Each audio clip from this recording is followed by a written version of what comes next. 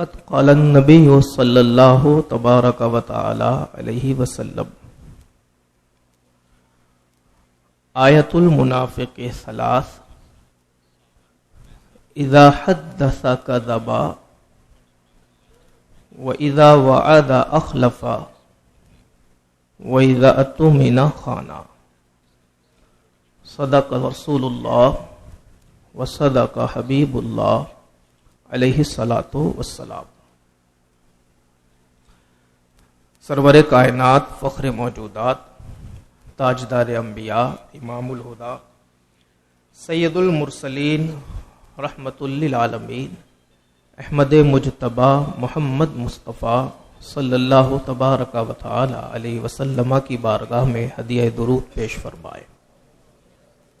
صلی اللہ علی النبی الامی وآلہ صلی اللہ علیہ وسلم، صلاۃ و سلاما علیک یا رسول اللہ، صلاۃ و سلاما علیک یا حبیب اللہ، وعلی آلک و اصحابک یا شفیعنا یوم الجزاء، صلی اللہ تبارک و تعالی علیہ وسلم۔ منافق کی تین پہچان ہے۔ جب بولتا ہے تو جھوٹ بولتا ہے، جب وعدہ کرتا ہے تو وعدہ خلافی کرتا ہے، اور جب اس کو کچھ امانتیں رکھنے کے لیے دی جائیں تو وہ ان امانتوں میں خیانت کرتا ہے۔ اللہ کے نبی صلی اللہ تعالی علیہ وسلم نے ان تین خصلتوں کو منافقین کی علامت بیان فرمایا ہے۔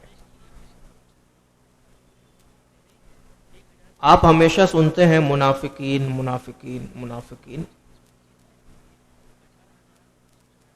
تو آج منافقین کے اقسام سن لیں۔ منافقین کہتے کسے ہیں؟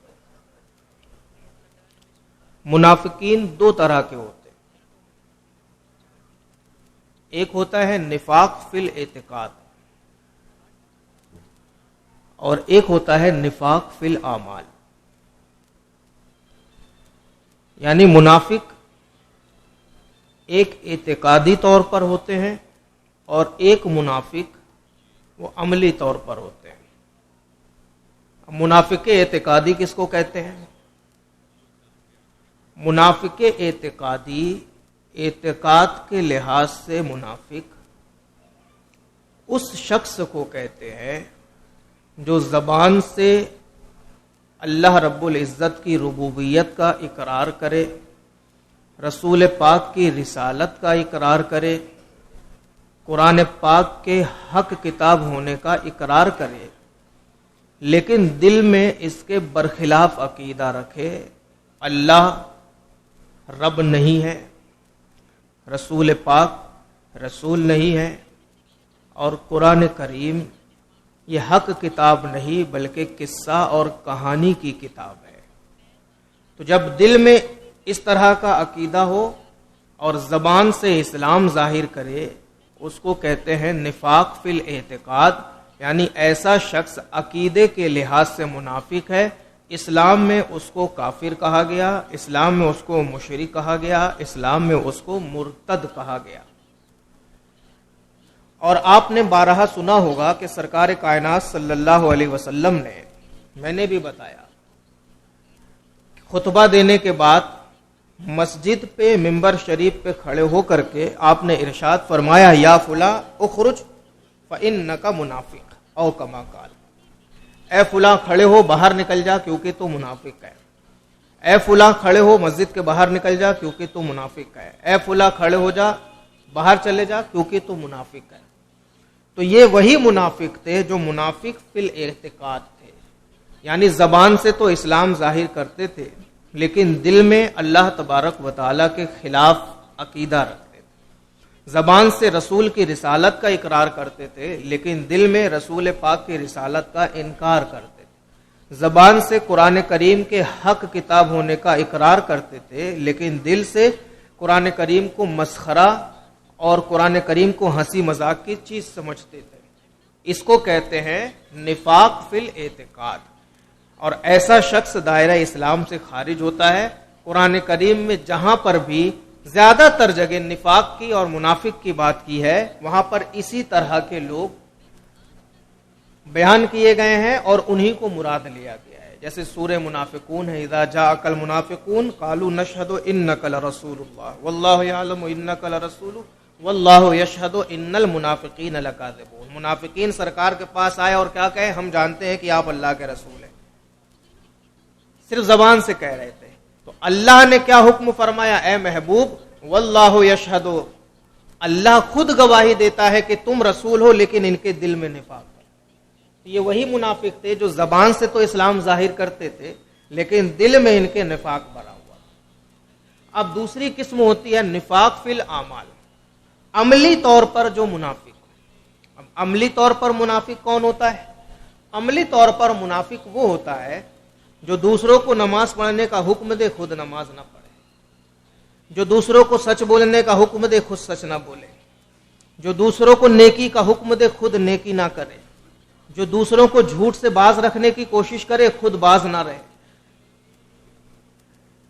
دوسروں کو صحیح کام کی تلقین دینا اور خود صحیح کام سے دور رہنا، یا زبان سے نماز پڑھو نماز پڑھو نماز پڑھو کہنا اور خود اس پر عمل نہ کرنا، زبان سے روزہ رکھو روزہ رکھو روزہ رکھو کہنا، خود اس پر عمل نہ کرنا، تو یہ نفاق جو ہے یہ اعتقاد میں نہیں ہے، یہ عمل میں نفاق ہے۔ یعنی وہ اللہ کی ربوبیت بھی مانتا ہے، خالق کو خالق بھی مانتا ہے، رزاق کو رزاق بھی مانتا ہے، قہار کو قہار بھی مانتا ہے، رسول کو رسول مانتا ہے، کتاب اللہ کو کتاب اللہ مانتا ہے۔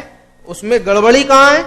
گڑبڑی یہ ہے کہ وہ زبان سے کہتا کچھ ہے، عمل کرتا کچھ ہے، زبان سے بولتا کچھ ہے، عمل کرتا کچھ ہے، گھر میں بولتا ہے جھوٹ مت بولو، باہر نکل کر کے جھوٹ بولتا ہے۔ ایسا شخص کہلاتا ہے نفاق فی الاعمال کے دائرے میں، یعنی منافق فی الاعمال۔ ایسا شخص اسلام سے خارج نہیں ہوتا، ایسا شخص اسلام سے خارج نہیں ہوتا، کیونکہ ان میں تو سب ہیں،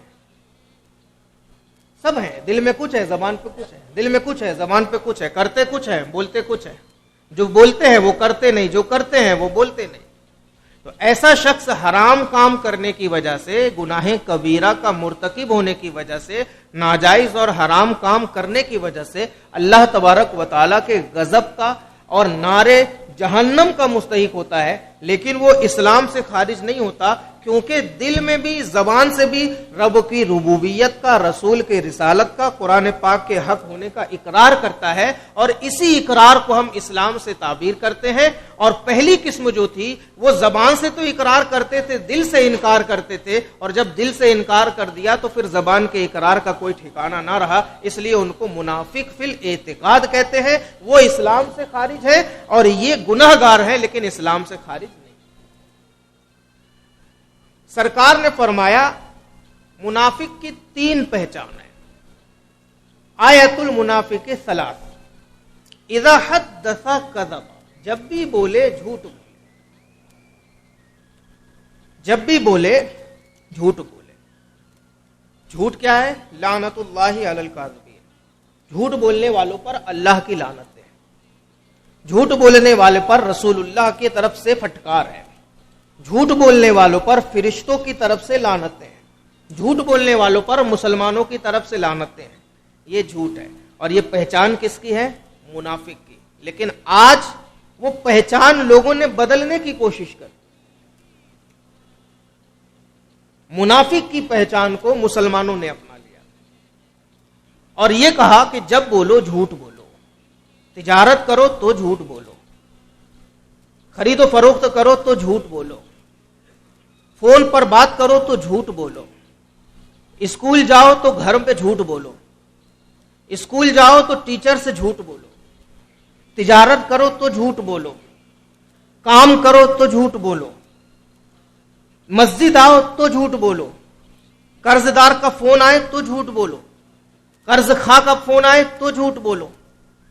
پہچان جو منافق کی تھی، آج اس پہچان کو ہم نے چینج کر لیا،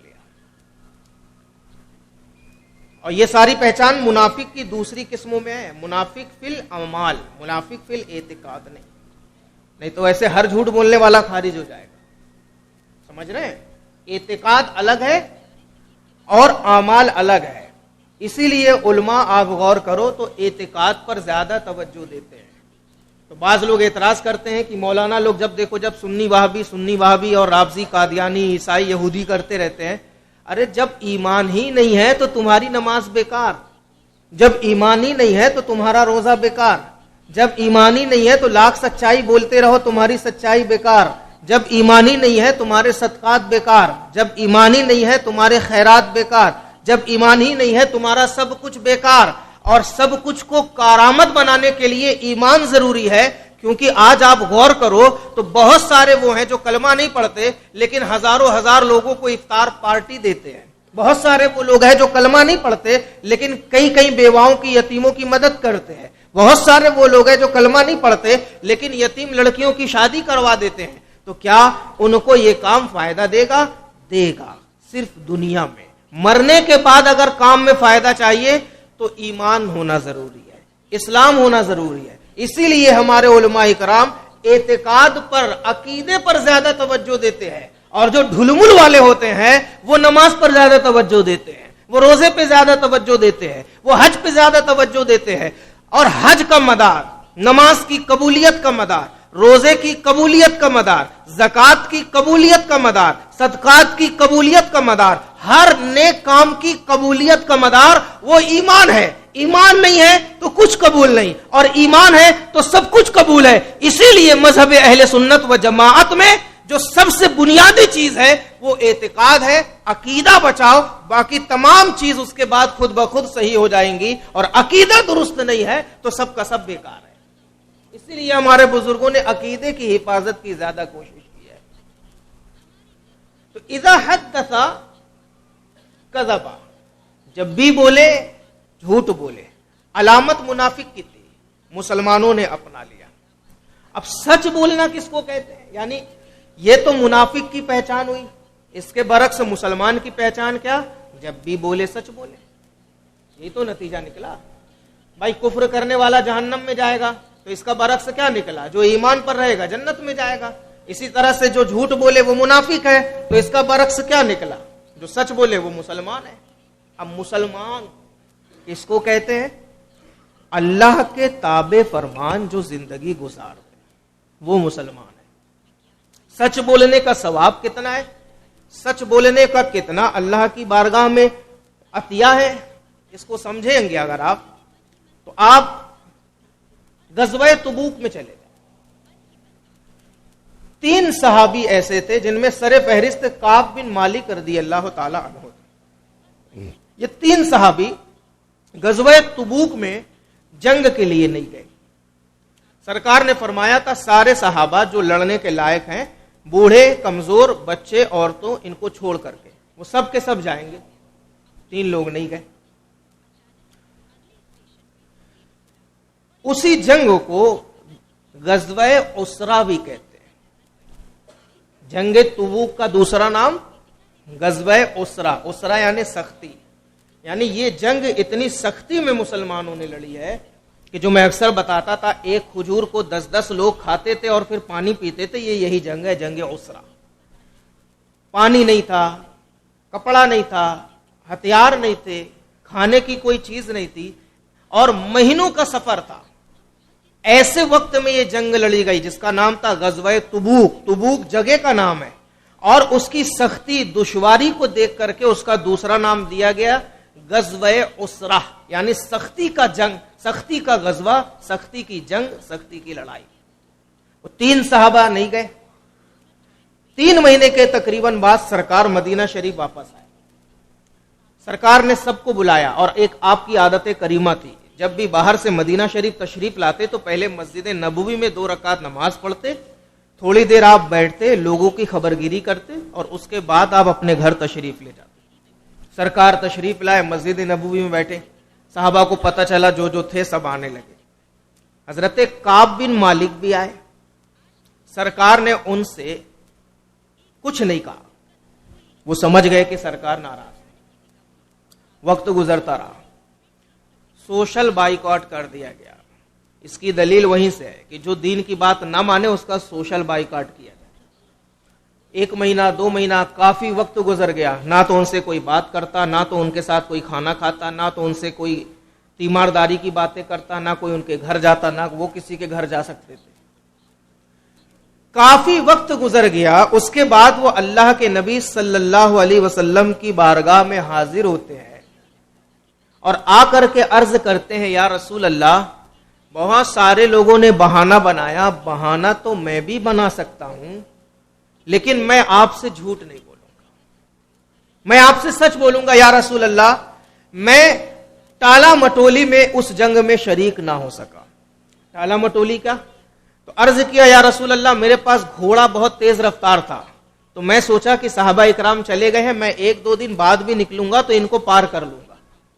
میرے پاس کھانے پینے کے سامان تھے، میں دماغی طور پر فری تھا، تو میں سوچا کہ صحابہ اکرام اگر چلے گئے تو میں بعد میں چلا جاؤں گا، اور جب دوسرا دن آیا تو پھر بعد میں چلا جاؤں گا، تیسرا دن آیا تو پھر بعد میں چلا جاؤں گا۔ ایسے ہی بات کرتے کرتے کرتے جنگ ختم ہو گئی، صحابہ اکرام یا رسول اللہ واپس آ گئے۔ میں جھوٹ نہیں کہتا یا رسول اللہ، نیت تو تھی لیکن ٹالا مٹولی میں میں نہ جا سکا۔ اللہ کے نبی صلی اللہ علیہ وسلم نے ارشاد فرمایا، تو پھر تم انتظار کرو جب تک کہ خدا کی طرف سے تمہارا حکم نہ آ جائے۔ ایسا کیوں؟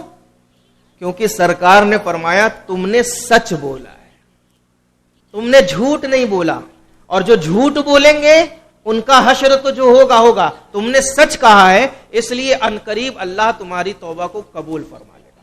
تو پھر یہ پوری آیت نازل ہوئی، لقد تاب اللہ علی النبی والمہاجرین، اور اس کے ضمن میں حکم دیا گیا کہ ان تینوں صحابہ کو جو جنگ تبوک میں شریک نہیں ہوئے تھے، اللہ تبارک و تعالیٰ نے معاف کر دیا اور ان کی توبہ کو قبول کر لیا۔ جب مسلمان سچ بولتا ہے تو نتیجے میں یہ ملتا ہے۔ ایک مسلمان نے اور سچ کہا تھا بنی اسرائیل میں۔ کیسے؟ ایک گنجا تھا، ایک اندھا تھا، ایک کوڑی تھا۔ ایک فرشتہ امتحان لینے کے لیے ان تینوں کے پاس آیا۔ گنجے کے پاس آیا، کہا تمہیں کیا پسند ہے؟ اس نے کہا مجھے پسند ہے کہ لوگ مجھے ٹکلا کہتے ہیں، ٹکلوں کی فراوانی بھی ہو گئی ہے، لوگ مجھے ٹکلا کہتے ہیں تو میرے بال اگائے۔ فرشتے نے سر پر ہاتھ پھیرا، اس کا بال اگایا۔ اس کے بعد فرشتے نے پوچھا کہ اور کیا چاہتے ہو؟ تو کہتا ہے میرے پاس گائے بھینس کے بہت سارے بچڑے ہو جائیں اور اچھی خاصی دولت ہو جائے۔ اس نے ایک حاملہ جانور اس کو دیا، اس کے حمل سے اتنی برکت ہوئی کہ اس کے پاس جانوروں کی اتنی تعداد ہو گئی کہ شہر میں اس کے جانور نہیں آئے تو اس کو جنگل میں جانور لے کر کے جانا پڑا۔ دوسرے کے پاس فرشتہ آیا، وہ کون تھا؟ وہ کوڑی کا۔ کوڑی کے پاس آ کر کے فرشتے نے کہا تمہیں کیا پسند ہے؟ تو اس نے کہا کہ مجھے سب کوڑی کہتے ہیں، مجھ سے گھن کرتے ہیں، میرے جسم کا یہ مرض دور ہو جائے۔ فرشتے نے ہاتھ پھیر دیا، جسم کا مرض دور ہو گیا۔ اب فرشتے نے پوچھا، اچھا فرشتہ جو ہے انسانی شکل میں ہے، یہاں ہر جگہ انسانی شکل میں۔ پھر فرشتے نے پوچھا اور کیا چاہتے ہو؟ تو اس نے کہا مجھے اونٹ کا بہت سارا مال مل جائے۔ ایک حاملہ اونٹنی فرشتے نے اس کو دیا، اس میں اللہ نے اتنی برکت دی کہ اس کے اونٹ شہر میں نہ سمائے تو وہ اپنی پوری ریوڑ لے کر کے جنگل میں چلا گیا۔ تیسرا شخص تھا، تیسرا کون تھا؟ اندھا۔ فرشتہ اندھے کے پاس آیا، پوچھا تمہیں کیا پسند ہے؟ تو کہا مجھے دنیا دیکھنا ہے، مجھے آنکھ چاہیے، مجھے آنکھ دے دو۔ فرشتے نے ہاتھ پھیرا، آنکھ آ گئی۔ پھر فرشتے نے کہا اور تمہیں کیا چاہیے؟ کہا مجھے بکریوں کا مال چاہیے۔ فرشتے نے ایک حاملہ بکری اس کو دی، جس کی برکت سے اتنی بکریاں ہوئی کہ شہر سے دور جنگل میں لے جا کر کے اس کو بکری پالن کا کام شروع کرنا پڑا۔ یہاں پر رک کر کے ایک بات، جو کہے کہ اللہ کے نبی کچھ نہیں دے سکتے، ان کے لیے یہ حدیث جواب ہے۔ رسول اللہ سے بڑا مرتبہ کسی کا نہیں ہوتا۔ یہاں فرشتہ آ رہا ہے، ہاتھ پھیر رہا ہے، کوڑی اچھا ہو جا رہا ہے۔ یہاں فرشتہ آ رہا ہے، ہاتھ پھیر رہا ہے، اندھا اچھا ہو جا رہا ہے۔ یہاں فرشتہ آ رہا ہے، ٹکلے پہ ہاتھ پھیر رہا ہے، ٹکلا اچھا ہو گیا، تو پھر وہ تو رسول پاک ہے، ان کی بات بہت بلند ہے۔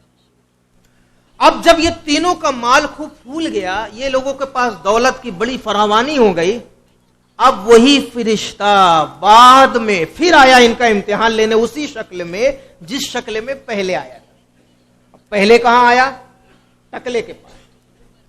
کہا کہ میں مسافر ہوں، مجھے کھانے کی ضرورت ہے، مجھے پیسے کی ضرورت ہے، میری مدد کرو، میرے راستے کا سامان دو، مجھے پیسہ دو، مجھے کھانا دو. تو اس نے کیا کہا کہ حقوق بہت ہیں، ابھی میں کچھ نہیں دے سکتا. حقوق بہت ہیں یعنی بیٹی کی حقوق ہے، بیٹے کے حقوق ہیں، بچوں کے حقوق ہیں، رشتہ داروں کے حقوق ہیں، یہاں پیسہ دینا ہے، یہاں دینا ہے، یہاں دینا ہے. جیسے آپ کہیں زکوٰۃ لینے جاؤ اقصی مسجد کے لیے تو چپل گھس جاتی ہے، اور چپل گھسنے کے بعد اتنا پیسہ ملتا ہے جتنے میں صرف ایک نئی چپل آتی ہے، اس سے زیادہ نہیں ملتا. 20 بار جاؤ، 25 بار جاؤ، 30 بار جاؤ تو یہ کرنا ہے وہ کرنا ہے. ارے حقوق بہت ہیں. ارے حافظ جی سب ہمارے پاس تو چلے آتے ہیں، مکہ مسجد دیکھو یہیں آ رہے ہیں، سبحانیہ دیکھو یہیں آ رہے ہیں، حسینیہ دیکھو یہیں آ رہے ہیں، اقصی دیکھو یہیں آ رہے ہیں. یہ اللہ کا کرم ہے. کون کس کے پاس جاتا ہے؟ فرعون لے کر کے چلا گیا، اس کا کچھ کام نہ آیا. آپ خرچہ کرو گے تو یہاں بھی عزت پاؤ گے، اور مرنے کے بعد جو اللہ نے مرتبہ رکھا ہے وہ یہ رکھا ہے کہ رسول پاک ارشاد فرماتے ہیں جس نے اللہ کے لیے مسجد بنوائی اللہ اس کے لیے جنت میں سونے کا محل بنواتا ہے. تو یہ اللہ کا کرم ہے، اس کی عطا ہے، جس سے وہ کام لینا چاہے لے لیتا ہے. ورنہ میں کہتا ہوں بڑے بڑے لوگ گڈیاں لے کے بیٹھے رہتے ہیں، سرکار کے بلاوا نہیں آتا، اور کچھ فقیر ہوتے ہیں جو بھیک مانگ مانگ کر کے خانہ کعبہ کی زیارت کراتے ہیں. ایسے لوگ ہیں ہمارے یہاں پر. تو وہ آیا تو اس نے کہا حقوق بہت ہیں، ہم کچھ نہیں دے سکتے. اب فرشتہ یاد دلاتا ہے کیا تو گنجا نہیں تھا؟ کیا تو فقیر نہیں تھا؟ کیا تیرے پاس کھانے پینے کے لیے نہیں تھا؟ پھر ایک شخص آیا تجھ سے ملا، تو نے اس سے کہا کہ ہاں میرے بال کو آپ واپس لے آؤ، مجھے کاروبار دے دو، میرا رزق واپس کر دو، ایسا کر دو، ایسا کر دو. اس گنجے نے ساری باتوں کا انکار کر دیا، کہا نہیں ایسا کچھ نہیں تھا، یہ دولت جو تم دیکھ رہے ہو یہ موروثی دولت ہے، ہمارے باپ دادا سے ہم کو ملی. فرشتے نے سنا اور کہا کہ اگر ایسا ہے تو اللہ تجھے اسی حالت پہ لوٹا دے جس حالت پر تو پہلے تھا. فرشتہ چلا گیا. اب کہاں آیا؟ کوڑھی کے پاس. تو کوڑھی سے بھی یہی سوال کہ میں مسافر ہوں، مجھے کھانے کی ضرورت ہے، مجھے پیسے کی ضرورت ہے، میرا انتظام کیا جائے. کوڑھی نے بھی یہی جواب دیا حقوق بہت ہیں، ان کو دینا ہے، ان کو دینا ہے، ان کو دینا ہے، ان کو دینا ہے، حقوق بہت ہیں. پھر فرشتے نے یاد دلایا کیا تو کوڑھی نہیں تھا؟ کیا تیرے جسم میں مرض نہیں تھا؟ کیا تجھ سے لوگ نفرت نہیں کرتے تھے، گھن نہیں کرتے تھے؟ کیا تو فقیر نہیں تھا، تیرے پاس مال نہیں تھا؟ انکار کر دیا. کہتا ہے کہ نہیں، یہ سب جو آپ دیکھ رہے ہو یہ تو میرے آباء و اجداد سے ملا ہے، مجھے باپ دادا نے مجھے دیا ہے، ایسا کبھی نہیں تھا، اور مجھے کبھی کوڑ نہیں تھا. تم جھوٹ بول رہے ہو. میری جو خوبصورتی ہے، یہ بیوٹی، یہ پیدائشی ہے، کسی نے کچھ نہیں دیا ہے مجھے. فرشتے نے ارشاد فرمایا اگر تو جھوٹ بول رہا ہے تو تو اسی حالت پر ہو جا جس پر تو پہلے تھا. اب فرشتہ آیا تیسرے آدمی کے پاس. وہ کیا تھا؟ اندھا. آ کر کے کہتا ہے کہ میں مسافر ہوں، مجھے ضرورت ہے. وہی سوال جو دو لوگوں سے کیا.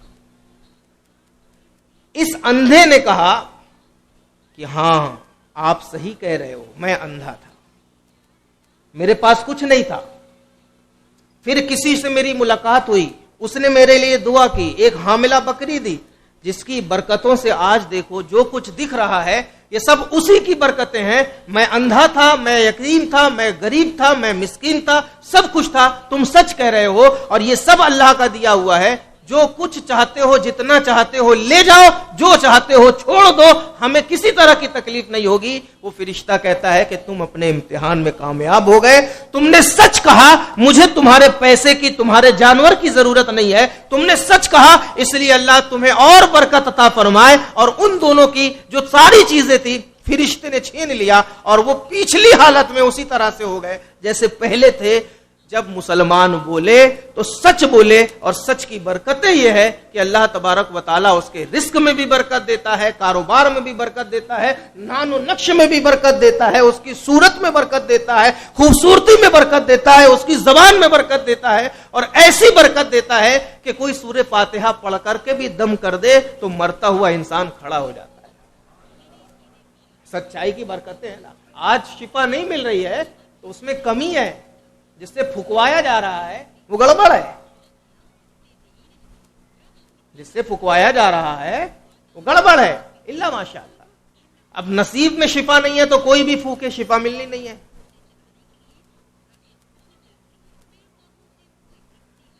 منافق جب بھی بولتا ہے جھوٹ بولتا ہے۔ دوسرا کیا ہے؟ وَإِذَا وَعَدَ أَخْلَفَ۔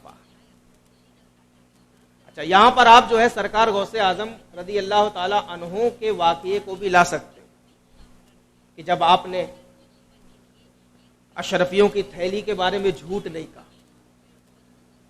اور برکت کیا ہوئی؟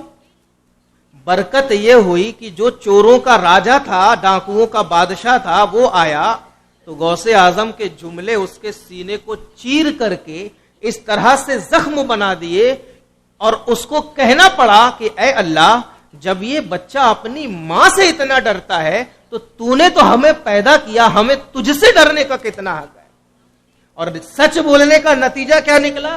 نہ صرف ڈاکو بلکہ ڈاکوؤں کی پوری فوج ایمان کے آغوش میں آ گئی۔ سچ بولنا، مسلمان جب بھی بولے تو سچ بولے۔ وَإِذَا وَعَدَ أَخْلَفَ۔ اور جب منافق وعدہ کرتا ہے تو دھوکہ دیتا ہے، وعدہ خلافی کرتا ہے۔ یہ صفت میں منافق کی تھی، آج کس کے اندر آ گئی؟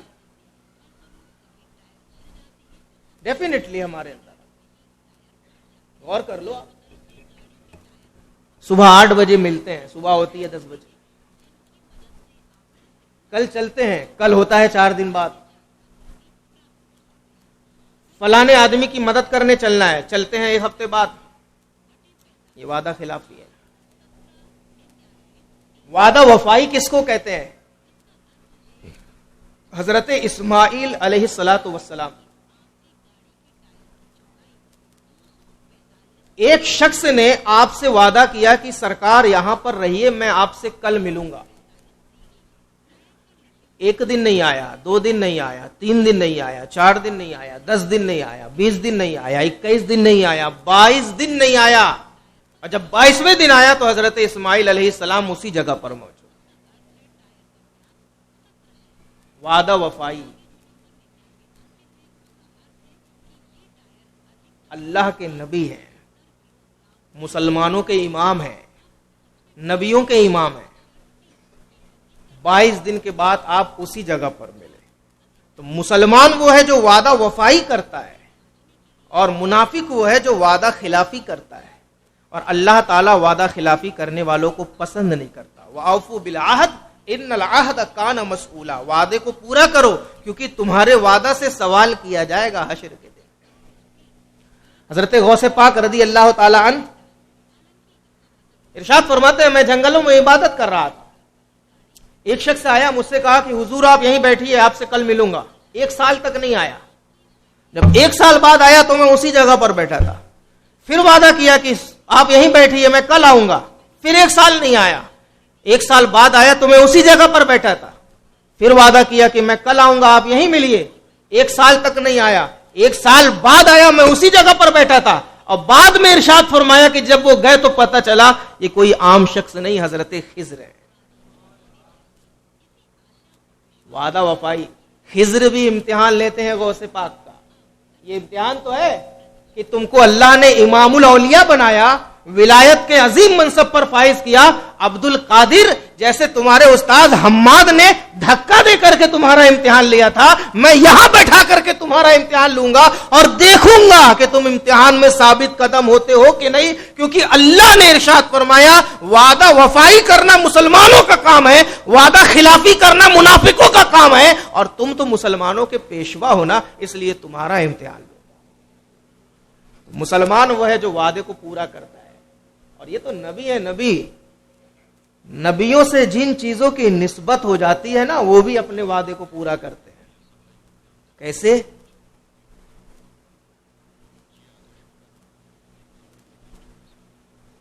ہرن یہ کہنے لگی چھوڑ دے مجھ کو صیاد، میں لوٹ آؤں گی واللہ حضور جانتے ہیں۔ سرکار ایک جنگل سے گزر رہے تھے، ہرنی کی رونے کی آواز آئی. اور آپ نبی ہیں, اللہ نے آپ کو ساری قوتیں عطا کی ہیں, ہرنیوں کی زبان بھی عطا کی, آپ محسوس کر لیے. صحابہ سے کہا کہ وہاں پر ہرنی رو رہی ہے, اس کو لے کر کے آؤ یا مجھے وہاں لے کر کے چلو. جب آپ وہاں تشریف لے گئے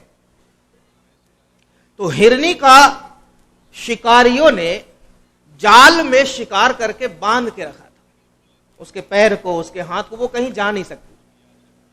سرکار اس کے پاس تشریف لے گئے تو وہ روتے روتے کہتی ہے, یا رسول اللہ, میرے 2 چھوٹے چھوٹے بچے ہیں, وہ مجھے یاد کر رہے ہیں, مجھے دودھ پلانا ہے, مجھے ان سے رہائی دلوا دو. اللہ کے نبی نے ارشاد فرمایا, ان کا مالک کون ہے؟ تو جن لوگوں نے قید کیا تھا وہ لوگ آئے, سرکار نے فرمایا آپ ان کے مالک ہیں؟ عرض کیا ہاں یا رسول اللہ. ارشاد فرمایا ان کو چھوڑ دو, اس ہرنی کو چھوڑ دو, یہ جائے گی اپنے بچے کو دودھ پلا کر کے آئے گی. مالکوں نے کہا اس کی ضمانت کون لیتا ہے؟ سرکار نے فرمایا میں لیتا ہوں. اور گئی وہ ہرنی اور دونوں بچوں کو دودھ پلا کر کے واپس آئی, اللہ کے نبی کی خدمت میں حاضر ہو گئی. یہیں پر کسی نے کہا, ہرن یہ کہنے لگی چھوڑ دے مجھ کو صیاد, میں لوٹ آؤں گی واللہ حضور جانتے ہیں. صیاد عربی میں شکاری کو کہتے ہیں صیاد, عربی میں شکاری کو کیا کہتے ہیں؟ صیاد. ہرن یہ کہنے لگی چھوڑ دے مجھ کو صیاد, میں لوٹ آؤں گی واللہ, خدا کی قسم میں لوٹ آؤں گی, حضور جانتے ہیں. تو وعدہ وفائی انبیاء کرام کا تو یہ تو رہ امتیاز ہے, اور جو ان سے نسبت کر لے, چاہے وہ صحابہ ہوں چاہے وہ جانور ہوں, وہ بھی وعدہ وفائی میں بے مثل و بے مثال ہو جاتے ہیں. اب تیسری چیز کیا بچی؟ وَإِذَا اؤْتُمِنَ خَانَ. اور منافق وہ ہے کہ جب اس کو کچھ امانتیں دی جائے تو وہ اس میں خیانت کرے. امانتیں دی جائے منافق کو تو وہ کیا کرے؟ خیانت کرے. یہ بھی منافق کی علامت ہے. لیکن آج کہاں گھر کر گئی ہے؟ مسجد کے ذمہ داروں کے پاس مسجد کا پیسہ سلامت نہیں, مدرسے کے ذمہ داروں کے پاس مدرسے کا پیسہ سلامت نہیں, کسی ٹھیکیدار کے پاس ٹھیکے کا پیسہ سلامت نہیں, راشن والے کے پاس راشن کا پیسہ سلامت نہیں, 4 لوگوں کی پنچ بنی اس کے ذمہ دار کے پاس اس کا پیسہ سلامت نہیں. کوئی بھی آپ کمیونٹی دیکھ لیں, الا ماشاء اللہ کہیں نہ کہیں سے عیب کی فہار آپ کو نظر آئے. یہ وعدہ خلافی کرنا اور امانت میں خیانت کرنا, سرکار نے کس کی پہچان بتائی؟ منافق کی. آ کہاں گئی؟ ہمارے سامنے تو ایسے ایسے لوگ ہیں کہ ماں شوہر ختم ہو گیا, بچی ہے, روز 100 روپے 200 روپے 400 روپے اکٹھا کر کے بیچاری بیڑی بنا کے, کچے پکے پھلوں کا ٹھیلا لگا کر کے, روز 200-100 روپے اکٹھا کر کے محلے کے کسی ذمہ دار شخص کو دیتی ہے کہ آپ اس کو رکھیں, حفاظت کریں, میری بچی بڑی ہو جائے گی تو شادی میں واپس کر دیجئے گا. اور جب بچی کی شادی کے وقت وہی ماں اس کے پاس جاتی ہے تو کہتا ہے تمہارا کون سا پیسہ یہاں ہے, تم نے تو کبھی کچھ نہیں دیا. ہے کہ نہیں ہے آپ کے بیچ میں؟ ہم تو جانتے ہیں. ایک سے بڑھ کر کے ایک ہے. زمین کا کاروبار ہو رہا ہے آپ کے یہاں پر, 100% میں سے 2-4 ہی لوگ ہوں گے نا جو ایمانداری سے کرتے ہو. یہاں جھوٹ, یہاں مکر و فریب, یہاں پر کچھ, یہاں پر کچھ, کسی سے پیسہ لے لیا. ایک زمین کی 7 لوگوں کے نام پہ رجسٹری ہو گئی, اور جو اس میں بڑا آدمی ہے, کروڑ پتی ہے, اس کو تو دقت نہیں ہوئی. باقی کے جو 6 ہے جو بیچارے پوری زندگی کا روپیہ 2 روپیہ اکٹھا کر کے کہیں زمین لیے, ان کے تو وارے نارے ہو گئے نا, ان کا تو کام ختم ہو گیا. یہ وعدہ خلافی کس کے اندر ہے؟ صفت اللہ کے نبی نے ارشاد فرمائی منافق کی. آ کہاں گئی؟ اور اس کے بعد ہم روتے رہے بیٹھ کر کے, یا اللہ ایسا نہیں ہو رہا, یا اللہ ایسا نہیں ہو رہا, یا اللہ ایسا نہیں ہو رہا. حضرت مولائے کائنات رضی اللہ تعالی عنہ, اسلام نے کیا بات ہے, آپ نے سنا ہوگا نا کہ جب سرکار ہجرت کر کے مکہ سے مدینہ تشریف لے گئے تو کیا فرمایا؟ علی میرے پاس یہ چند لوگوں کی امانتیں رکھی ہوئی ہے, آج تم میرے بستر پر سو جاؤ, کل اٹھنا اس کو اتنا اس کو اتنا دے دینا اور پھر مدینہ ہمارے ساتھ آ کر کے مل جانا. امانتیں اللہ کے نبی نے مولائے کائنات کو دی اور فرمایا کہ میں جا رہا ہوں, اب تم میری جگہ میرے نائب ہو کر جس کا جو ہے اس کو بانٹ کر کے پھر مدینے آنا. تو منافق وہ ہے جب اس کو امانت دی جائے تو خیانت کرے, اور مومن وہ ہے جب امانت دی جائے تو اس کی رعایت کرے.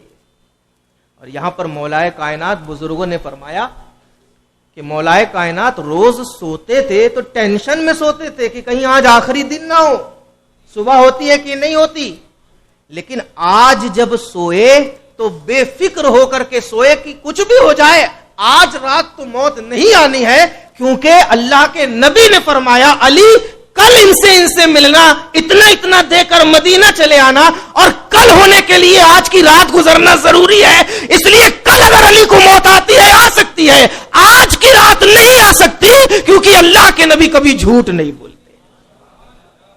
یہ مولائے کائنات حضور جانتے ہیں, سب جانتے ہیں. جنگ بدر کا نقشہ حضور جانتے ہیں, کہاں مرے گا عتبہ, کہاں مرے گا شیبہ, جنگ بدر کا نقشہ حضور جانتے ہیں. تو مسلمان کی پہچان ہے جب کوئی اس کو امانت دے تو امانت میں خیانت نہ کرے, اور منافق کی پہچان ہے جب اس کو کوئی امانت دے تو امانت میں خیانت کرے.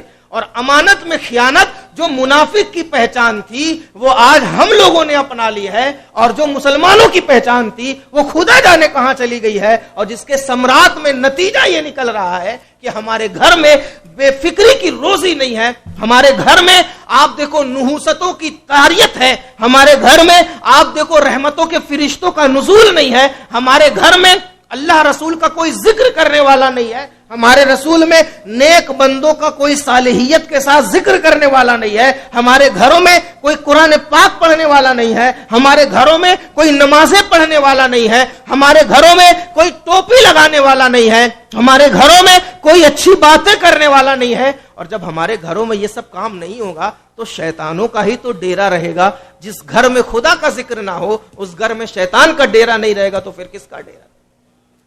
سرکار نے فرمایا نا, جس کے سینے میں ایک آیت نہیں اس کا سینہ نہیں قبرستان ہے. تو جس کے گھر میں قرآن کی تلاوت نہیں اس کا گھر نہیں قبرستان ہے. میں نہیں کہہ رہا ہوں. اتنا سب کرنے کے بعد ہم اپنے آپ کو ملا جی سمجھے ہوئے ہیں, ہم اپنے آپ کو چودھری بنائے ہوئے ہیں, ہم اپنے آپ کو افلاطون بنائے ہوئے ہیں. کچھ نہیں ہوتا. یہ گھمنڈ غرور ہم کو لے کر کے پتہ نہیں کہاں چلا جائے گا اور سمجھ بھی نہیں پاؤ گے. اچھا, کچھ لوگ ایسے ہوتے ہیں جن کا اپنا کوئی ذاتی اختیار نہیں ہوتا, ان کی ذاتی کوئی رائے نہیں ہوتی, وہ جس کو مان لیے بس اسی کے پیچھے چل پڑتے ہیں.